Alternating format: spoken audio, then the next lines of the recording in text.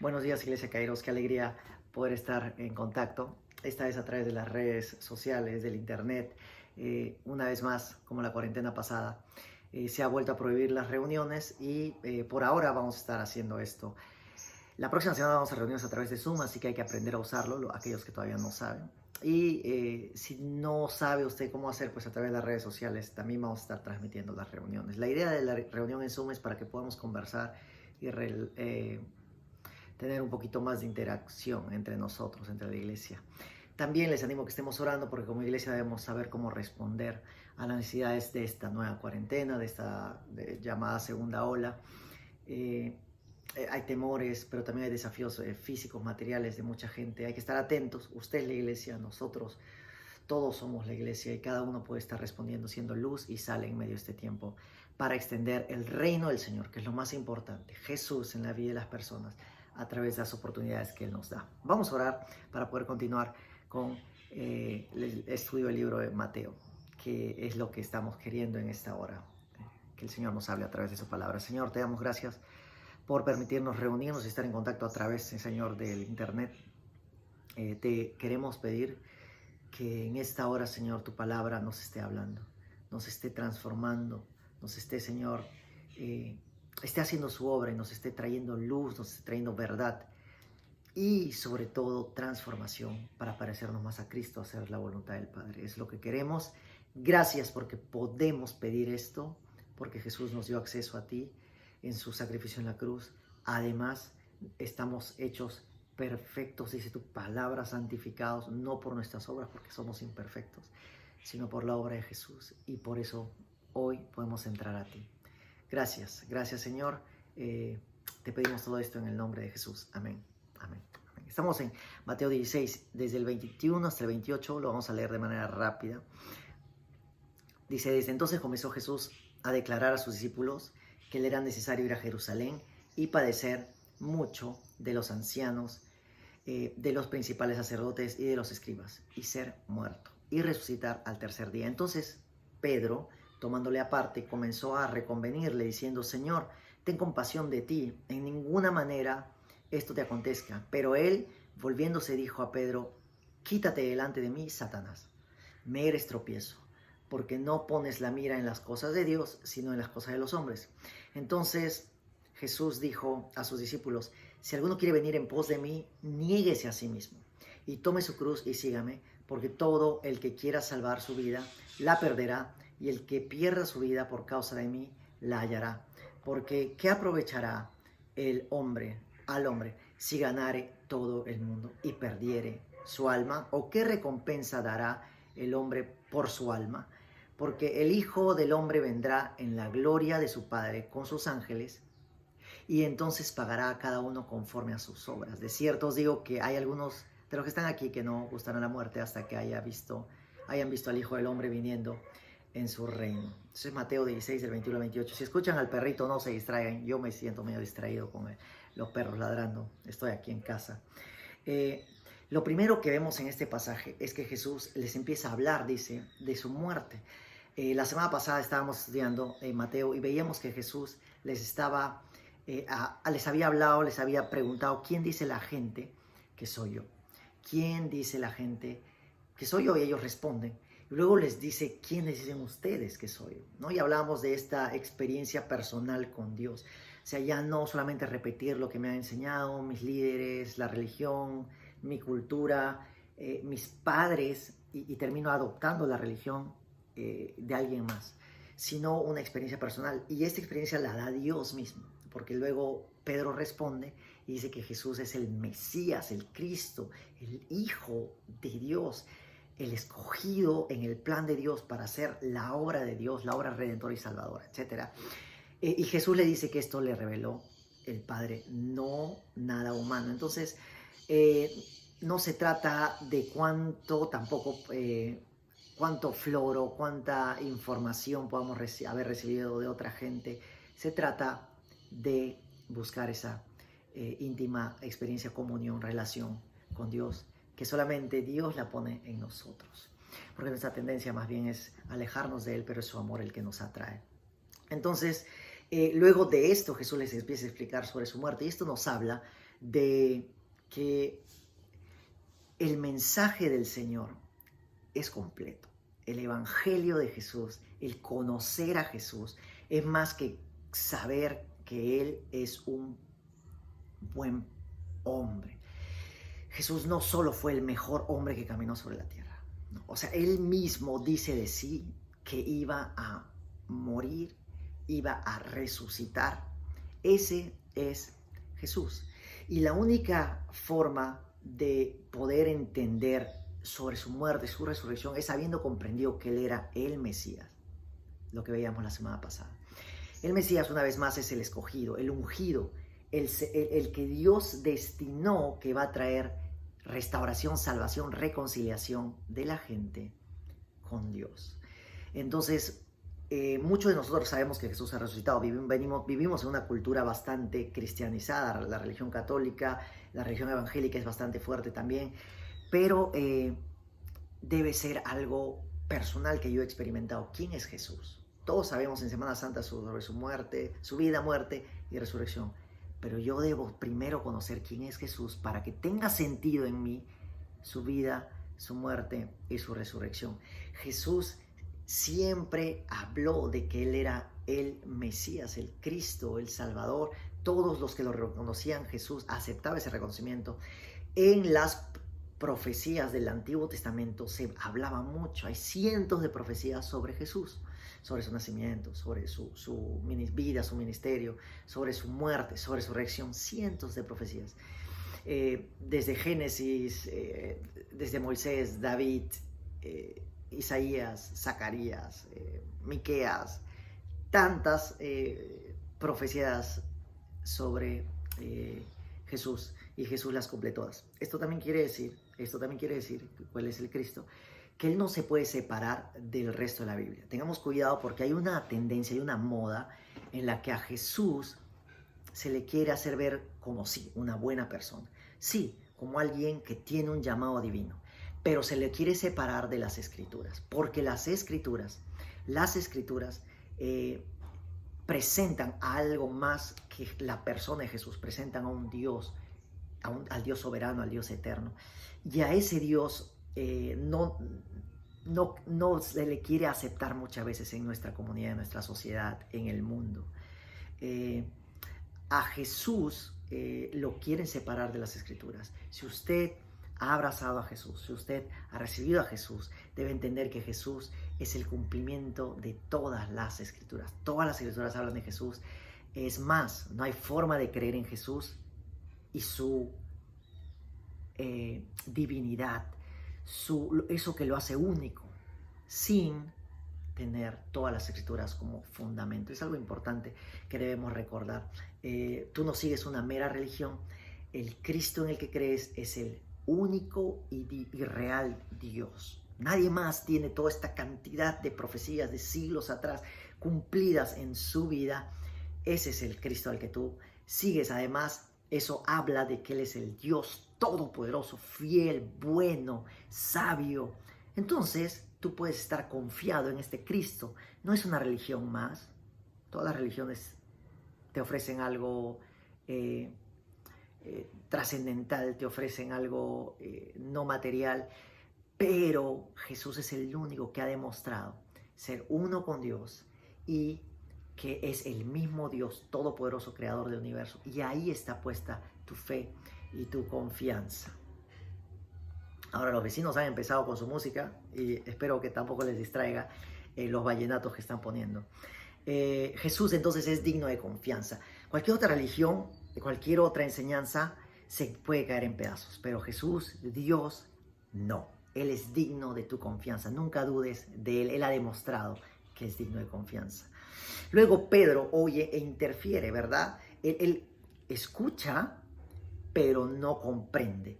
Y así hay muchas veces en las que nosotros podemos escuchar la palabra de Dios, tratar de creer que entendemos, pero no terminamos de entender. Hay que conocer íntimamente a Jesús, hay que buscar intencionalmente ser guiados por Él y no por nuestra propia humanidad. Proverbios 14:12 dice, porque mis pensamientos no son vuestros pensamientos, ni vuestros caminos mis caminos, dijo Jehová. Pedro tenía mucha buena intención, perdón, eso dice Isaías 55:8. Proverbios 14:12 dice, hay camino que al hombre le parece derecho, pero su fin es camino de muerte. O sea, el hombre puede tener buenas intenciones, buenos deseos, pero los pensamientos de Dios son mejores y Él sabe lo que en sí es bueno. Nosotros somos engañados por nuestro propio corazón. Es más, Pedro es llamado Satanás. En su buen deseo, él quería detener a Jesús de ir a morir, pero porque él dice que Jesús hablaba de que lo van a tratar mal los ancianos, los escribas, los fariseos, y Pedro le quiere detener, y Jesús le dice, me estorbas, ¿no? Porque Satanás, pues es el opositor, es el adversario, y eso es lo que Jesús le dice a Pedro, mi adversario, no te opongas. Es lo que Jesús le dice a Saulo también, a mí me persigues, dura cosa te es dar cosas contra el aguijón. Entonces puedes haber recibido aún una revelación fresca de Dios en algún momento, haber tenido una buena experiencia con Dios, pero la humildad de buscar acá Dios como guía todos los días debe ser algo constante, todos los días. El hecho que has tenido una victoria, 10 victorias, no te hace independiente de Dios, siempre buscando la dependencia de Dios y en humildad, porque si no podemos hasta terminar siendo adversarios en nuestras actitudes, adversarios al plan de Dios. Muchas veces nuestras buenas intenciones pueden terminar estorbando. Entonces hay que buscar que el Señor nos guíe, que Él sea el que guía nuestras decisiones, que lo consideremos, que lo tengamos en cuenta en nuestros planes, en nuestras relaciones, cómo voy a relacionarme, cómo voy a responder a un momento de relación, cómo voy a hablar. Todo eso Dios me debe guiar y no yo, mi propia prudencia, porque eso hay muchas veces conflicto en las relaciones. ¿Cómo Dios quiere que yo actúe en esta relación? En mis finanzas, cómo manejar mis finanzas. Todo en mi vida debe buscar su guía. Proverbios 3:5-6 dice, fíate de Jehová de todo tu corazón y no te apoyes en tu propia prudencia, reconócelo en todos tus caminos y Él enderezará tus veredas. Entonces Pedro aquí se apresura una vez más, como en la vez pasada, él quería responder, se apresuró, respondió, Dios le había dado una revelación y chévere, le funcionó la vez pasada, pero esta vez se apresura, pero esta vez ya no había algo de Dios. ¿Cuánto nos apresuramos muchas veces en responder, ¿no? En sugerir, en buscar que otros mejoren, en criticar? Decidimos muy pronto, ¿sabes? Sin tener en cuenta y buscar la guianza de Dios. Es algo que hay que siempre tener presente. ¿Será que Dios me está guiando a hacer esto? ¿Será que es la voluntad? Y no es algo así medio místico, sino que conocemos su voluntad a través de la Biblia, a través de la palabra de Dios. Lea la Biblia, usted entonces va a conocer a su Dios y va a saber lo que le place y lo que no le agrada a Dios.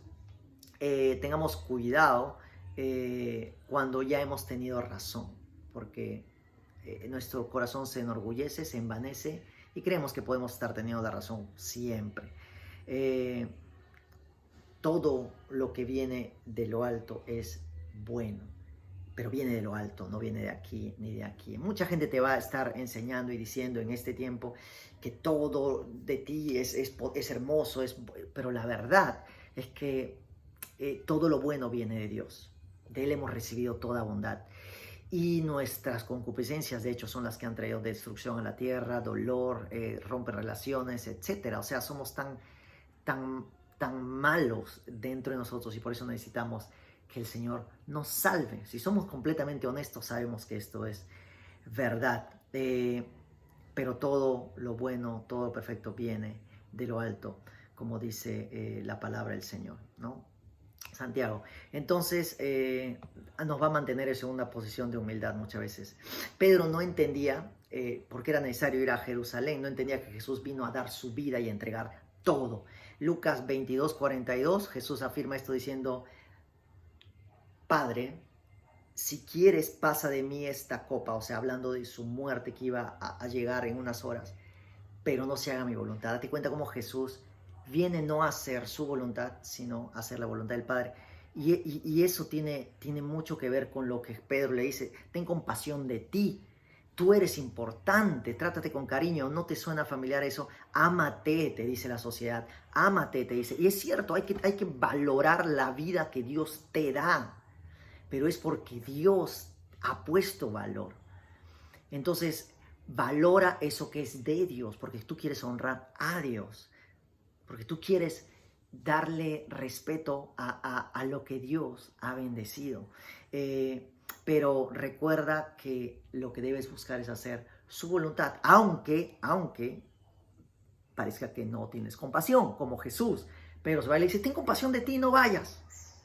Pero Jesús va y obedece, porque no vino a hacer su voluntad. A pesar que él no quería en su carne experimentar dolor, y por eso le dice, haz de mí si es posible que pase esta copa, haz que pase esta copa de mí, este cáliz amargo, pero que no sea mi voluntad, sino la tuya. Es lo que debemos buscar, la voluntad de Dios, aunque pueda ir muchas veces en contra de nuestra comodidad, muchas veces de nuestro bienestar, muchas veces.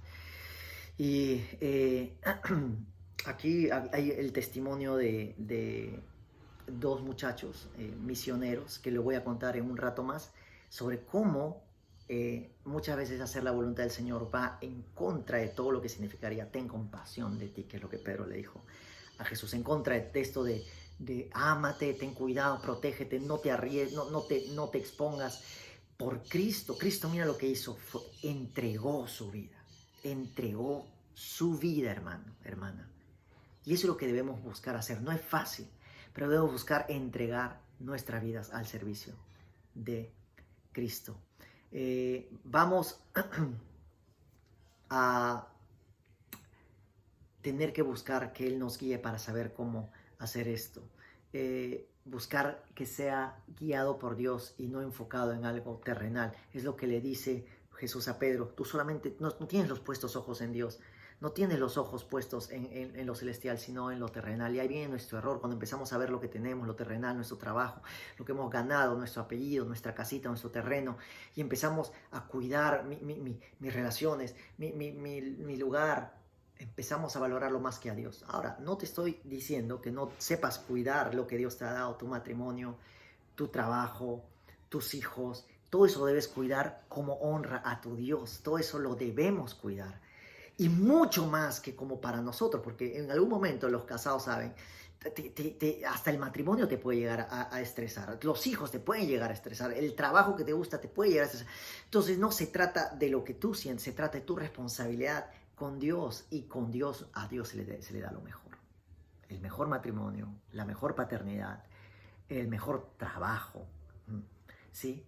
Las mejores relaciones. Entonces, tengamos cuidado, estemos alertas siempre de estar poniendo los ojos en lo divino, no en lo terrenal. Buscar agradar a Dios. Leamos su palabra.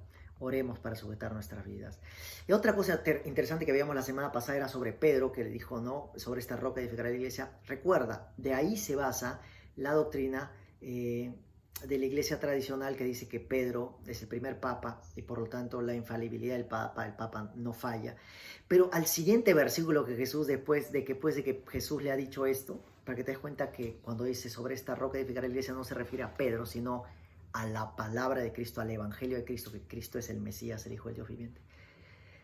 Pedro se equivoca acá, justo a continuación, y nos demuestra que la infalibilidad es solamente de Dios, de Jesús.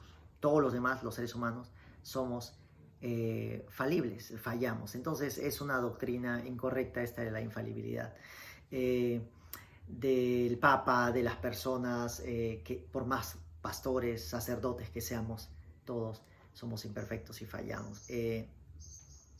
Luego, debemos recordar entonces que nuestros ojos deben estar puestos en Jesús, porque todos vamos a fallar. A pastores y te van a decepcionar, pero recuerda, tu mirada debe estar en Cristo. La iglesia es un lugar lleno de personas imperfectas siendo transformadas por Cristo. Y si hay alguien que quiere engañar, si hay alguien que manipula esto para hacerse las suyas, eso no cambia la verdad, eso no cambia la obra que Dios ha hecho en mí o en ti. Si tú encuentras en la falla de alguien más, por más respetado que sea, respetable que sea, simplemente estás encontrando una excusa para algo que hace rato tú quieres hacer, que es alejarte de Dios. Alejarte de Cristo, de tu compromiso con la iglesia. ¿Qué es la iglesia? La iglesia es tus hermanos en Cristo, tu compromiso con el mundo que está comprometiéndose con Dios. Si tú abandonas a Cristo, abandonas la iglesia, abandonas la fe, porque alguien más falla, es solo evidencia de que hace rato tu corazón, nuestro corazón, está buscando una excusa grande, válida, para caminar lejos del Señor. Así que cuidado con eso. Hagamos con gozo la voluntad del Señor como Jesús. Luego dice, ¿no? Cualquiera que quiera venir en pos de mí, tome su cruz y sígame, le dice Jesús. Y ahí es una enseñanza básica para la fe del cristiano. El cristiano debe vivir una vida de negación, debe vivir una vida capaz de morir por Cristo. Y eso es más fácil de decir que de hacer. Pero es la verdad. Cristo nos llama a vivir para Él y morir para Él. Negarnos totalmente, en todo sentido, con perseverancia, hasta el final de nuestros días. Aquí viene la historia de los dos misioneros que se vendieron como esclavos en Moravia. Dos jóvenes que más o menos estaban como por sus 20 años, vieron que había mucha gente en una isla, esclavos, decenas de miles de esclavos, que necesitaban escuchar el evangelio, porque nadie iba allá a predicar el evangelio, obviamente, eran esclavos. Y la única forma de ir era, o mejor dicho, la única forma de ingresar a esa isla era si eras un esclavo. Estos dos jóvenes se vendieron de esclavos. ¡Wow! O sea, se vendieron como esclavos. Y esto no es un retorno, es un alquiler. No había retorno. Iban a morir como esclavos. Dime si esto no es el reflejo de las palabras de Jesús. Tome su cruz, niéguese a sí mismo, tome su cruz y sígame. El que quiera ganar su vida, dice, la perderá, pero el que la pierda por causa de mí, la ganará. Es ahí donde encuentras el verdadero sentido de vivir, buscando negar tu vida. Y te soy sincero, hermano, o sea, yo me evalúo y digo, todavía me falta morir y mucho. Y debo seguir haciendo el esfuerzo, y usted debe seguir haciendo el esfuerzo de morir más y de entregar más nuestras vidas al Señor, a su servicio, para su gloria. ¿Cuánto estamos reteniendo? Recuerda que Jesús termina diciendo que va a venir y hemos de ser juzgados. ¿Estamos preparados para ser juzgados como siervos fieles? La verdad es que nos falta mucho. Y no nos quedemos en, ay, me falta mucho hacerme el humilde y ahí se acabó. No, sino que decidamos hoy entregarle nuestra vida, nuestro tiempo, nuestro pensamiento, nuestros planes a Jesús. Que seamos capaces de dejar todo, perder nuestra vida, perderlo todo, dejarlo todo. Mira, la iglesia al comienzo aún vendía todo lo que tenía, vendían terrenos, vendían cosas para servir a otros. ¿Qué tal? Entrega. Dispuesto a dejarlo todo si Él nos pide. Dispuesto a dejarlo todo. Amigos. Estás dispuesto a dejar a todos tus amigos si Él te pide. Estás dispuesto a dejar ese trabajo, ese sueldo, esa comodidad, ese cansancio cuando llegas a tu casa, esa vergüenza que tienes para predicar el evangelio. Una solo vergüenza. No es persecución. Todavía aquí no vivimos persecución. Estamos dispuestos, amamos a Cristo de verdad, debemos estar dispuestos a hacerlo. Si somos seguidores de Cristo, debemos negarnos a nosotros mismos, tomar nuestra cruz y seguirle. Ningún sueño es comparable como con el sueño de verte complaciendo a Dios. ¿Sí? O sea, podemos tener sueños chéveres, grandes, pero nuestro mayor sueño debe ser saber que este día lo he vivido complaciendo a Dios, haciendo su voluntad. Finalmente dice, ¿no? ¿De qué le sirve al hombre ganar el mundo si pierde su vida, su alma? Una vida que atesoras en lo terrenal, una vida que no atesora a Dios. ¿Qué tipo de vida estamos viviendo? Cuando venga Cristo, cuando muramos, cuando vayamos con Él, ¿tú crees que vas a poder pagar una fianza al juez? ¿Tú crees que vamos a poder decir, Señor, te doy mis terrenos, te doy mi trabajo, te doy mis relaciones, te doy las experiencias que he tenido, te doy toda la diversión que he tenido, te la entrego? a cambio salva mi alma. O sea, Él es juez y dice la Biblia que va a castigar a los que hemos menospreciado la entrega que Jesús hizo por nosotros, al no entregar nuestra vida por Él, para Él. Entonces, hermanos amados, que podamos nosotros entender que nuestro mayor tesoro ahora para la vida eterna es vivir para Él, que sepamos que le estamos complaciendo, que ese sea el desafío en esta mañana, en este día. ¿Cuánto vale tu alma? Si alguien te diría, pues tu alma, tu vida eterna va a estar condenada, pero te doy 80 años de alegría, pero te doy luego 1.000.000 de años, o 2.000.000 de años, o solamente 10.000 añitos, o 1.000 añitos, 1.000 años de tortura, de dolor, de oscuridad. 70, 80 años cambiar por 1.000 años, por 10.000, 100.000 años, 1.000.000 de años, que es la eternidad. No hay, o sea, en matemáticas puras no vale la pena. Vivamos para el Señor como Jesús. Cristo volverá a juzgarnos y hay que estar enfocados. No olvides que lo terrenal solo es un destello de algo más grande, ¿no? El mundo nos llama la atención y nos distrae. Y con esto terminamos. El mundo nos llama la atención y nos distrae. Cuando yo llevaba a mis hijos a poner sus vacunas, ahora que estamos con esto de las vacunas, cuando llevaba a mis hijos a poner sus vacunas, cuando eran muy chiquitos había algo arriba, ellos los recostaban y había algo arriba que daba la vuelta y los distraía y ahí ¡pum!, le ponían, o nos decían a los padres que les distraigamos, etc. Cuando son muy chiquititos no se les puede distraer mucho, solo con esa bolita, ese tipo carrusel se podían distraer. Y así andamos muchas veces los creyentes, los cristianos, las personas en el mundo, distraídos con los juguetes, cuando algo hay más grande sucediendo alrededor de nosotros. Y tengo un amigo que escribió una canción que dice: juego con los juguetes que me regaló mi papá, que cuando llegue el padre no salgo a abrazarlo. Yo tengo la alegría que mis hijos salen a abrazar, pero no siempre, casi siempre. A veces en que la mamá está ocupada en la cocina y ellos están tan enfocados en la tele que en ese momento que yo llego no hay un recordatorio que yo llegué, y están tan enfocados en la televisión, esa televisión que yo compré. Entonces, date cuenta, eso mismo nos pasa al ser humano respecto a nuestro Padre Celestial. Él nos bendice, nos da, no hablo solo de la tele, nos da todo: trabajo, salud, vida, amigos, fuerza, todo. La casa, la cama, la sombra. Y cambiamos todo eso, lo asumimos, lo tomamos. Y cuando el Padre nos pide que corramos a Él, a hacer su voluntad, a amarle, a abrazarle, no lo hacemos.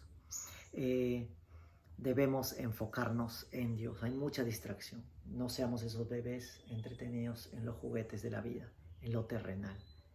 Busquemos complacer a Dios. Vamos a orar y le vamos a pedir eso al Señor. Señor, gracias por tu palabra. Necesitamos que sea una espada de dos filos que penetre.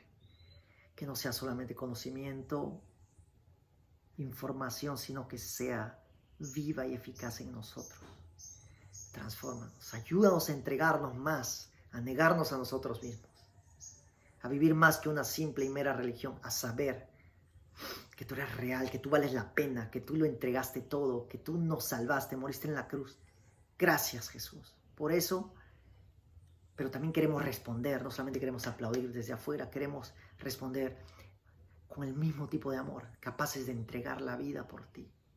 No solamente cuando alguien nos quiera martirizar, sino en el día a día, vivir todos los días para ti, como tú viviste, para bendecirnos a nosotros con la salvación. Pero tú lo hiciste por honra al Padre. Ayúdanos a hacer eso, a desenfocarnos de las cosas terrenales y enfocarnos en ti, Padre. Ayúdanos, Señor, a no hacer lo que Pedro decía, compasión de nosotros mismos, sino entregarnos completamente a ti, Señor. Te lo pedimos en el nombre de Jesús. Amén. Amén. Esa fue la enseñanza por hoy, hermanos. Que Dios les bendiga. Nos vemos esta semana en Zoom. Además, estemos orando, viendo a los vecinos, a los hermanos de la iglesia, a alguien que necesite apoyo, y les llevamos el apoyo como la iglesia que somos. Que Dios les bendiga. Nos vemos, hermanos.